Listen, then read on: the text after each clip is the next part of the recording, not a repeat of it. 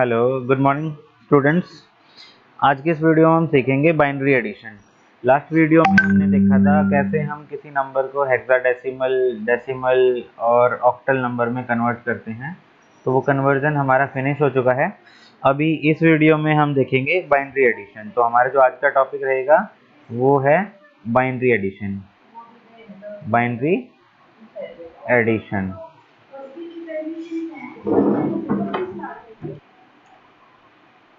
तो binary addition में हमारा सबसे पहले जो केस रहेगा वो रहेगा 0 प्लस 0। अगर 0 में हम 0 को ऐड करते हैं तो रिजल्ट हमेशा 0 ही देता है।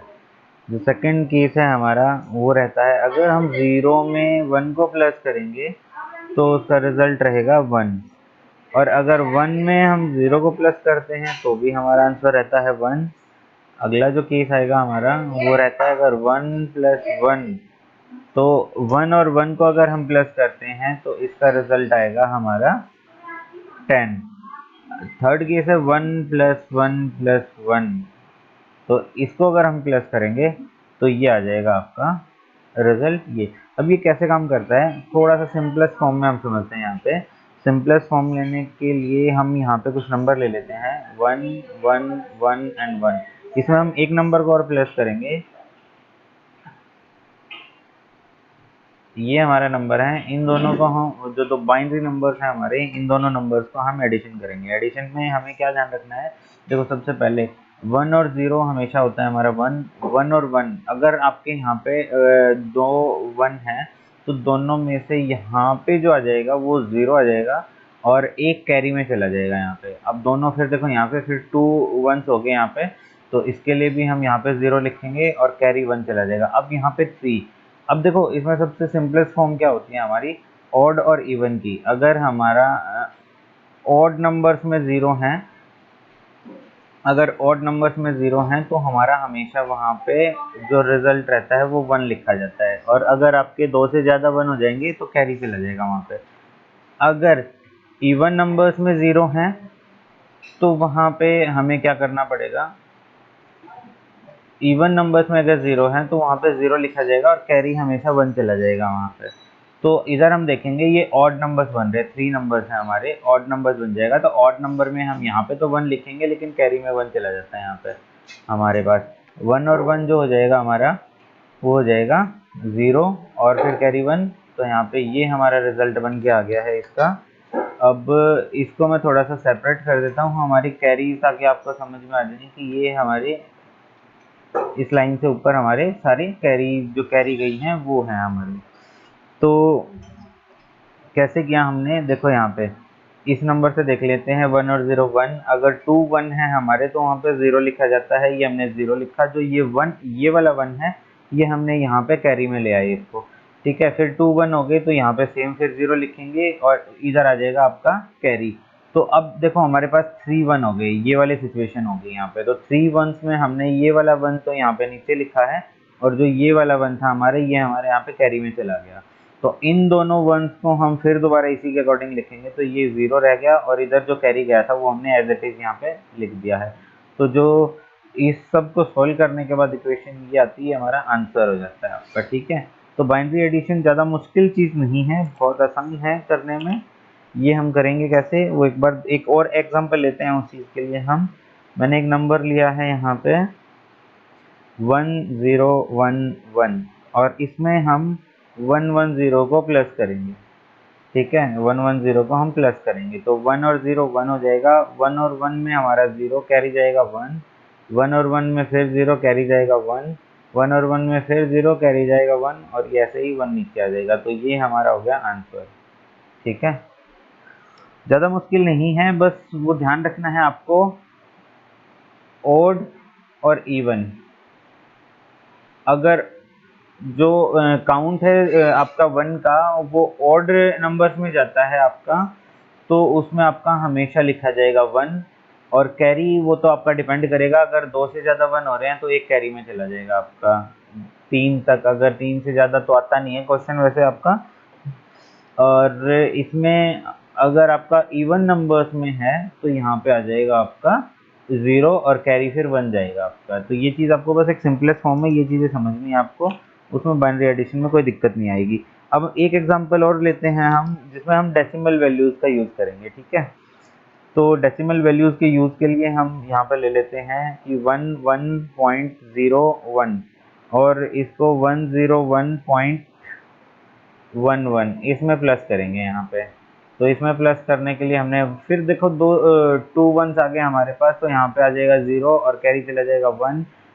तो ये फिर 2 यहाँ पे 0 फिर कैरी चला जाएगा 1, 3 है तो 1 कैरी जाएगा 1, फिर 2 है तो 0 कैरी जाएगा 1, 2 है तो 0 कैरी जाएगा 1।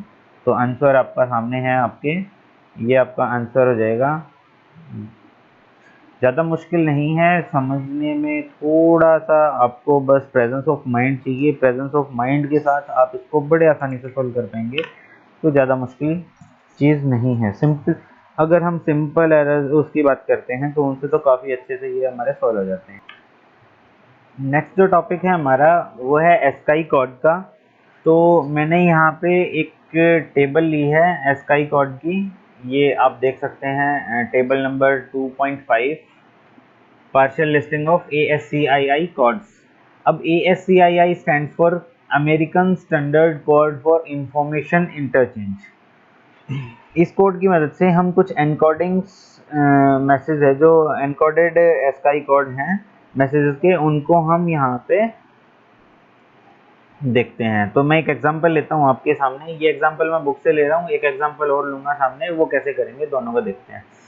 तो यहाँ पे देखो, वैसे तो कुछ मैं आपको पहले बता दूं, ये लिस्टिंग दी हुई है यहाँ पे 7 बिट एस्काई कोड्स की।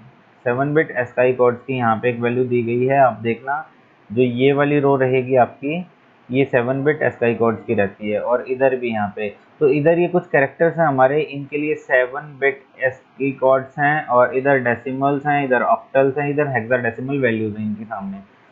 तो एग्जांपल लेते हैं, एग्जांपल में मैं लेता हूँ यहाँ पे, जैसे कि मेरी वैल्यू है 1001000, ठीक है, 1000101, और इधर लेता हूँ 1001100, और एक नंबर और रहेगा हमारा 101 1 2। ये हमारे 4 नंबर्स हैं। ये एक बाइनरी फॉर्म में दिया गया है, इसको आप एनकोड करके इस मैसेज को आप बताइए कि ये मैसेज क्या है, मैसेज क्या है। तो इसमें देखो, सबसे पहले हम इसको सॉल्व कैसे करेंगे। इधर आपके left hand side, right hand side से आप इसके पेयरिंग स्टार्ट कर दीजिए। 4 का एक पेयर बनेगा, 3 का एक पेयर बनेगा, तो मैं कॉमा यहाँ लगा देता हूँ। इधर 4 का पेयर है, इधर 3 का पेयर है। इधर भी हम देखेंगे तो यहाँ पे आपका एक 4 का पेयर है, एक 3 का पेयर है। आप 4 के बाद इधर कर सकते हैं, क्लिक कर लीजिए यहाँ पे, सॉरी देखो यहाँ पे आएगा आपका,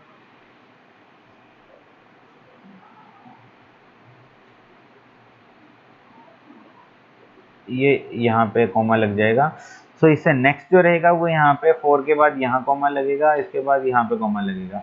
अब या तो देखो सिंपली फॉर्म जो 7 बिट एस्काई कोड की जो वैल्यूज हैं आपकी, जो ये वाली वैल्यूज हैं, आप इन वैल्यूज में इसको या तो पूरे कोड को ही आप देख लीजिए। अगर ये याद नहीं है तो सिंपल मैं इसको बता देता हूँ। आप देखो, आप इस वाली टेबल की मदद से भी इसको सोल्व कर सकते हैं। मैं बता देता हूँ दोनों की मदद से कैसे सोल्व करेंगे। सबसे पहले लेते हैं हम इस वाली टेबल की मदद से कैसे सोल्व करेंगे। तो पूरा जो कोड है वो एक बार आप देखेंगे कि ये कहाँ पे है, ठीक है। तो मैं इस कोड के सारे नंबर्स को मैच करने लग जाता हूँ, यहाँ पे देखता हूँ कि ये पूरा कोड कहाँ पे है। इधर हम देखते हैं तो ये गया आपका, ये रहा यहाँ पे पी में। तो यहाँ पे मैं लिख देता हूँ इसका आंसर पी। इसे जो नेक्स्ट रहेगा वो देखते हैं यहाँ पे कहाँ मैच होता है आपका, ये यहाँ पे मैच होगा, देखो एल पे। तो इधर मैं वैल्यू लिख देता हूँ एल, और ये वाला कहाँ पे होगा, ये ई पे मैच हो रहा है आपका, तो यहाँ पे मैं ई लिखता हूँ, और ये वाला एच पे मैच हो जाएगा। आप एक बार देख लीजिएगा यहाँ पे, ये वैल्यू है यहाँ पे एच की। तो इसको जब हम पूरा सॉल्व करते हैं तो इसका क्या मैसेज निकल के आता है आपका, HELP, हेल्प, ठीक है। एक अब इसको इस कोड की मदद से, इस टेबल की मदद से, आपकी 2.1 टेबल की मदद से कैसे सोल्व करेंगे, तो उसको सोल्व करने का तरीका है, उसको हम सोल्व करेंगे यहाँ पे, ध्यान से देखिएगा। देखो जो सबसे इधर वाली फोर वैल्यूज के लिए आपका जीरो रहता है, तो मैंने यहाँ पे लिखा जीरो। ठीक है, इधर वाली थ्री वैल्यूज, ये आप लेफ्ट राइट साइड की थ्री वैल्यूज को देखेंगे यहाँ पे, तो राइट साइड की थ्री वैल्यू 101 कहाँ पे रहेगा, तो आपका 101 यहाँ पे आता है, 1015 पे, तो इधर मैंने लिखा 5, तो ये आंसर बन गया यहाँ पे एक 50। इधर इसको सॉल्व करेंगे तो इसका क्या रहता है यहाँ पे, इधर आप देखोगे तो ये आ जाएगा आपका यहाँ पे C, इधर हम लिखेंगे इसको C, और 100 आपका रहेगा, 100 रहता है आपका 4 पे, तो यहाँ पे 4, ये रहा 4 पे 100। इधर जो वैल्यू है 0101, ये कहाँ आएगी आपकी 0101, तो जो 0101 की वैल्यू है वो आपकी 5 पे आ जाती है, और 100 की वैल्यू आ जाती है आपकी 4 पे। इधर 1000 की वैल्यू है, 1000 की वैल्यू आ जाएगी आपकी 8 पे, और 100 की 4 पे, तो हमारी है ही। अब इस चीज को हम कहाँ पे मैच करेंगे, इस चीज को हम यहाँ पे इस हेक्साडेसिमल जो वैल्यूज हैं हमारी यहाँ पे मैच करेंगे, तो 50 के लिए हमारा क्या आ गया P, 4C हमारा ये रहा यहाँ पे L, यहाँ पे है ये 4C बेटा, देखो ये रहा 4C आपका, ठीक है, तो 4CL, और 45 जो रहेगा आपका वो रहता है यहाँ पे E के लिए, और 48 जो हो जाएगा वो हो जाएगा आपका H के लिए। तो आपका आंसर यहाँ से भी ऐसे ही निकल के आ रहा है HELP, हेल्प। तो ये जो बाइनरी कोड था उसको आप कैसे एनकोड करेंगे, उसका मैसेज बनाएंगे, वो आपने इसमें देखा। हम एक और एग्जांपल लेते हैं इसी में, तो जो नेक्स्ट एग्जांपल की वैल्यूज मैं यहाँ पे पुटअप कर रहा हूँ 10100010 1000001 1010110, और जो नेक्स्ट रहेगा आपका 1000101। ये 4 नंबर्स हैं, इनको कैसे सॉल्व करेंगे, वही हम दोनों मेथड से ट्राई करेंगे। ये मैंने 4 के बाद यहाँ पे मैं पॉइंट लगा दे रहा हूँ यहाँ पे कॉमर्स। तो सबसे पहले हम टेबल नंबर 2.5 की मदद से इसको सोल्व करने वाले हैं। तो 2.5 की मदद से इसको सोल्व करने के लिए हम देखते हैं जो ये वैल्यू यहाँ पे कहाँ पे लाई करेगी आपकी, ये देखो ये जो वैल्यू है ये आपकी यहाँ पे आ जाती है, ये जो वैल्यू है ये यहाँ पे है, ठीक है, तो यहाँ पे आ जाता है आपका I। ये जो वैल्यू रहेगी ये कहाँ आएगी आपकी, ये जो वैल्यू है ये आपकी देखो ये यहाँ पे है V। ये जो वैल्यू है ये सबसे टॉप पे रहेगी आपकी, देखो ये रही वैल्यू यहाँ पे A। और इस वैल्यू को कहाँ पे सॉल्व करते हैं, ये वैल्यू आपके देखें यहाँ पे यहाँ आ जाती है। तो जो आंसर निकल के आया है वो ये निकल के आया है। अब इसको दूसरी टेबल नंबर अपनी 2.1 की मदद से सॉल्व करेंगे। तो इसको सॉल्व करने के लिए हम फिर लास्ट में यही वाला नंबर ले लेते हैं, तो ये नंबर आपका रहेगा 9, ये आ जाएगा 4, ये आ जाएगा 6 पे, आ जाता है 5 पे। ये जो नंबर रहेगा ये आपका 1 पे, ये जो नंबर है आपका ये रहेगा 4 पे, जो ये नंबर है ये नंबर आपका 2 पे है, और ये नंबर आपका 5 पे है। 52, 41, 56, 49। तो यहाँ पे हम देख लेते हैं 49 जो वैल्यू है उसमें आपका I है, I। 56 वैल्यू पे आपका यहाँ पे V, 41 वैल्यू पे आपका यहाँ पे A, एंड 52 वैल्यू पे आपका यहाँ पे R।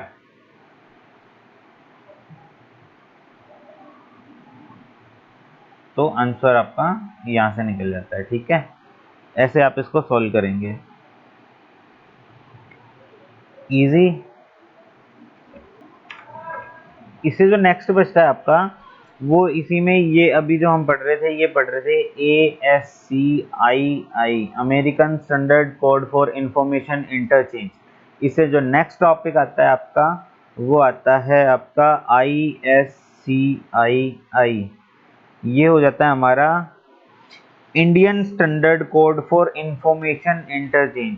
अब इंडियन स्टैंडर्ड कोड की क्यों जरूरत पड़ी, क्योंकि हमारी यहाँ पे कुछ वैल्यूज थी जो हमारी हिंदी में है, मराठी में है या और लैंग्वेजेस में है, तो उन चीज़ों को देखने के लिए हमारे ASCII कोड्स की यहाँ पे ज़रूरत पड़ती है।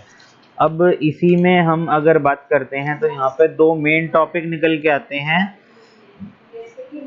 वो पढ़ते हैं, लेकिन उससे पहले हमारा जो एक कोड और रह जाता है वो देख लेते हैं यहाँ पे, जो है हमारा UNICODE। ठीक है, इसके दो अलग अलग यहाँ पे टाइप होते हैं। तो जो ये रहेगा, ये एक तो होता है आपका UTF-8, Unicode transformation format. UTF की फुल फॉर्म होती है यूनिकोड ट्रांसफॉर्मेशन फॉर्मेट। ठीक है, 8 यहाँ पे रिप्रेजेंट करता है कि ये यहाँ पे ऑक्टेट है, 8 बिट्स की वैल्यूज को स्टोर करेगा। यहाँ पे UTF-8 जो है वो आपका ऑक्टेट भी बोला जाता है, 8 बिट्स, ये यहाँ पे 8 बिट्स, और इसको हम बोलते हैं OCTET, ऑक्टेट। ठीक है, नेक्स्ट जो रहेगा यहाँ पे UTF-32। ठीक है, UTF-32, इसकी ये 32 जो दिखाता है ये आपकी यहाँ पे ना इसकी मेमोरी को डिनोट करता है, जो कि हमारा ये तो होता है बिट। बिट जो हमारी होती है वो सबसे लीस्ट फॉर्मेट होती है। तो जो बिट है हमारी वो सबसे स्मॉलेस्ट यूनिट है, और इसके बाद जो आती है वो आती है BY बाइट। तो जो यहाँ पे है ये 4 बाइट्स को स्टोर करेगा। यहाँ पे 32 वाला जो फॉर्मेट है वो 4 बाइट्स को स्टोर करेगा। अब इसमें हम देखेंगे जो यूनिकोड है उसके यहाँ पे दो और कुछ वैल्यूज निकल के आएंगी, वो मेन चीज़ें मैं बता देता हूँ यहाँ पे। एक तो होता है यहाँ पे कोड स्पेस। क्या कोड स्पेस? कोड स्पेस क्या होता है? अब कोड स्पेस होता है आपका, कोड स्पेस को लिए हम बोलेंगे कि it refer to all the codes that an encoding scheme use to represent characters. जो एनकोडिंग स्कीम है हमारी वो जिन जिन कैरेक्टर्स को यूज करती है डिनोट करने के लिए, तो वो हमारा कोड स्पेस हो जाता है। तो यहाँ से हम देखें तो 0 to 127 ये आपके कोड स्पेस हैं। यहाँ पे देखोगे आप जो डेसिमल वैल्यूज होती है ना, ये 0 से लेके कंटिन्यू आपकी 127 तक अलग अलग कैरेक्टर्स को डिनोट करती है, तो ये कोड स्पेस बोला जाता है। और इसके अलावा होता है हमारा कोड पॉइंट। कोड पॉइंट क्या होता है? ये पर्टिकुलर एक सिंगल कैरेक्टर के लिए यूज किया जाता है code point word. The code point refers to a code that represent a single character from the character set representing by the encoding scheme. ठीक है, तो हम इसके लिए मान लेते हैं कोई भी वैल्यूज है आपकी, जैसे ए है आपका, बी है, सी है, स्मॉल ए है, बी है, या फिर स्मॉल सी है, जो भी वैल्यूज है, जो भी कैरेक्टर्स हैं, इसको यूज आप ये कोड पॉइंट के लिए, इसके लिए कोड पॉइंट यूज किया जाता है। तो कोड स्पेस होता है हमारा टोटली जो पूरा स्पेस है जिसमें सारे कैरेक्टर्स आपके आ जाते हैं, वो कोड स्पेस में आ जाता है। और कोड पॉइंट एक सिंगल कैरेक्टर के लिए यूज किया जाता है, कोड पॉइंट अगर इसमें आता है, तो ये ध्यान से रखना। अब देखो आपको इस चैप्टर में ज़्यादा कुछ नहीं करना है। मैंने आपको सारे कन्वर्जन्स बता दिए हैं, उसके बाद आपको एस्काई की एनकोडिंग स्कीम बता दी है, ISCI मैंने बता दिया, इंडियन स्कीम। और जो ISCI होता है वो Indian script code for information interchange होता है। ये आप देख लोगे एक बार, इसकी मेन चीज़ें यहाँ पे पढ़ लेना, ज़्यादातर इसकी डेफिनेशंस वगैरह पूछी जाती हैं एग्जाम में। तो ये आप यूनिकोड की और ASCII की डेफिनेशंस को अच्छे से याद कर लेना। बाकी आपका चैप्टर 2 है जो वो ऑलमोस्ट फिनिश ही हो गया है, इसमें बाकी कुछ ऐसा बचता नहीं है इम्पोर्टेंट जो मैं आपको इसमें और रिप्रेजेंट करूं। सो अभी आपके जो भी डाउट्स हैं वो या तो आप मेरे को कमेंट्स के जरिए बता सकते हैं, मैं आपको कमेंट्स में रिप्लाई कर दूंगा, या इसके लिए अगर आपको कोई दूसरी वीडियो जिसमें डाउट्स वगैरह क्लियर करने हैं तो वो आप मैं कमेंट्स के जरिए बताइए, मैं दूसरी वीडियो आपको इसके लिए अवेलेबल कराता हूँ। Thank you.